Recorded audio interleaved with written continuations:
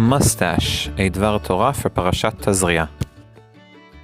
To create relevance for Parashat Tazria, I dug out some photos from the past, which until the retirement of Nissan Slominski in 2019, were a constant in the religious Zionist parties throughout the years, and with Amir Peretz's dramatic shaving at 2020, disappeared completely from the Israeli political landscape.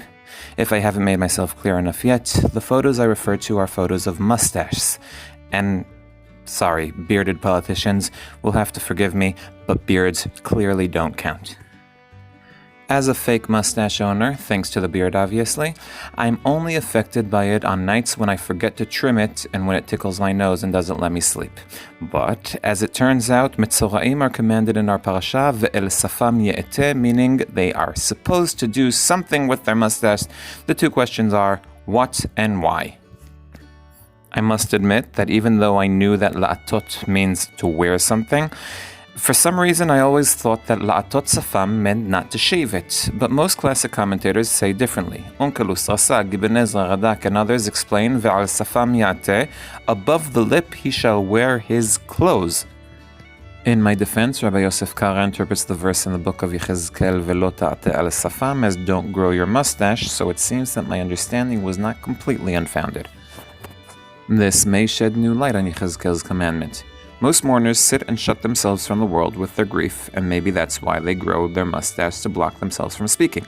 But Yechezkel is a prophet who needs to convey a clear message to the people, and the death of his wife is part of that message. He can't cover his mouth with his mustache at this time. After taking that off my chest, we are still left with the question of why. Why, according to the other commentators, is the Metzorah commanded to cover his face? Or, if we want to stay relevant, why wear a mask? Assuming he isn't planning on going out to the supermarket to buy toilet paper and eggs, obviously. This is where the commentators divide into two groups. Most, including Onkelos, Rasag, Rashi, and others, compare the commandment with chapter 24 of Yechezkel as we just have. The Metzorah is compared to a mourner and must act like one and leave his mouth shut. The second group is very Corona-oriented. With slight changes, Ibn Ezra and Chizkuni explain that the reason the Metzorah wears a garment on his mustache is related to what comes out of his mouth.